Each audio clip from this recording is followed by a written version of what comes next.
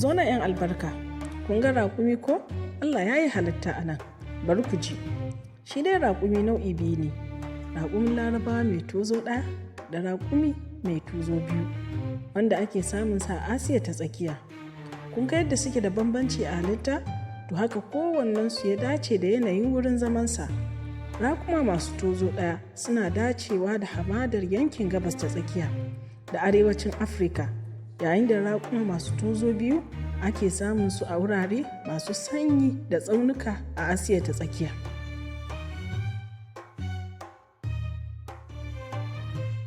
Raƙumi shine halitta mafi girma a cikin dabbobin da ake kiwo a gida. Ana masa laƙabi da jirgin hamada saboda amfaninsa wajen safarar kaya da mutane a cikin hamada.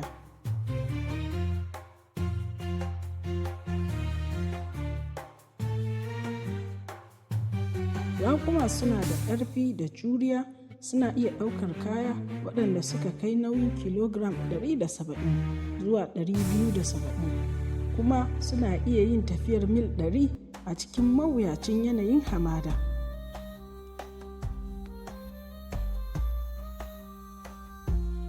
To yanzu mu duba fuskar raƙumi.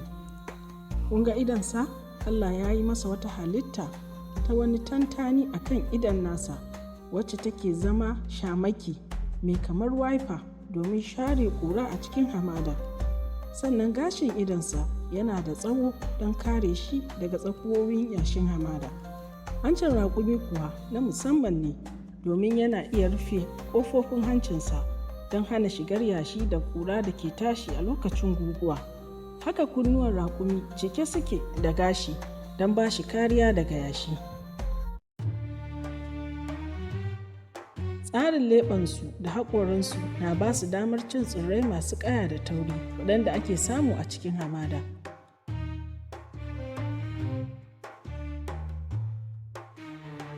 Ƙafafunsu kuwa suna da tsawo, sannan kofatansu na da faɗi da taushi, wanda ke ba su damar rarraba nauyinsu a kan yashi ba tare da sun sakar musu dukkan ƙarfin da zai kai su ga nutsewa ba. A yanayin tafiyarsu ba sakin ƙarfi suke yi a kan ƙafafuwansu ba, a'a, tafiya suke mai kama da zamiya, ko mu ce gudana suke a cikin hamada don kar su nutse, kamar yadda ake amfani da takalmin dusar ƙanƙara.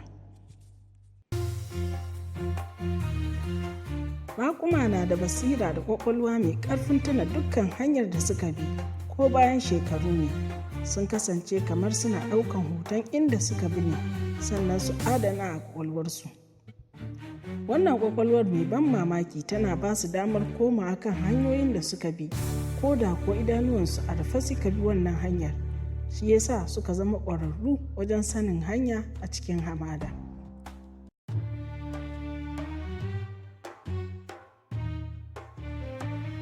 Cikin raƙumi kuma an kasa shi gida uku.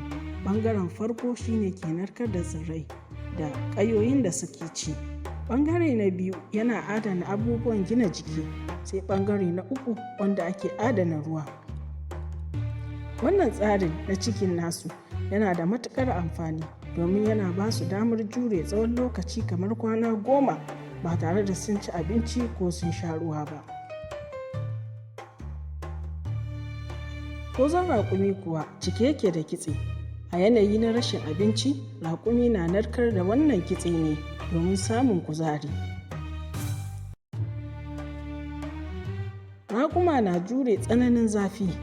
Gashin da ke kan tozonsu da kaurin fatar jikinsu na taimakawa wajen zuƙe zafin rana da hana shi ratsa cikin jikinsu. Suna jure zafi da ya kai ma'aunin digiri Celsius 41 kafin zufa ta karyo musu. Raƙumi mai jin ƙishirwa na iya shan ruwa kamar yawan galan 20 a cikin minti 10 kacal. Raƙumi na iya shan ruwa mai ɗanɗanon gishiri. Hatta ruwan teku da ake kira Dead Sea, raƙumi yana iya sha ba tare da komai ya same shi ba. Kai ko ruwan da ba shi da tsafta ko yake ɗauke da datti zai iya sha, domin kuwa cikin raƙumi zai tace ruwan tare da cire gishirin ko dattin ya samar da tsaftataccen ruwa mai kyau. Kun taɓa jin an ce raƙumi yana fito da zuciyarsa? Na san za ku yi mamaki, ba zuciyarsa ba ce, ba kuma cikinsa ba ne. Wannan wata 'yar jaka ce da yake cika ta da iska, ya huro ta waje, ana ce mata dulla.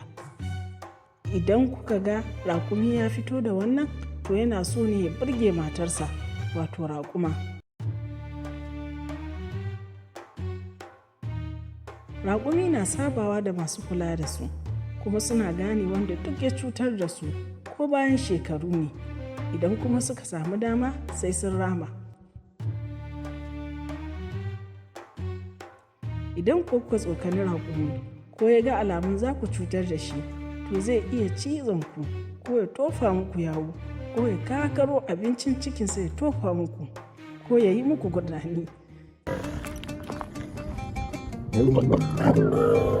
Kafa kar ku manta, raƙumi kyakkyawa ne, shi yasa Larabawa suke ce masa Camel, wanda yake nufin kyau. Don haka kar wanda ya tsokane shi ya ce masa mummuna, idan ya cije shi ba ruwana.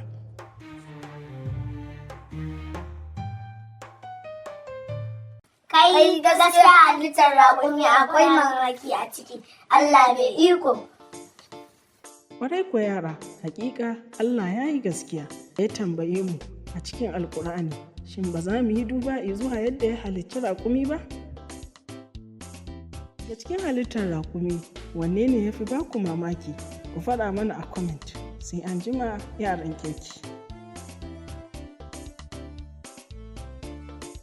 Ku mana sharing, ku danna mana subscribe da like domin samun sabbin shirye-shiryenmu da zarar mun ɗora.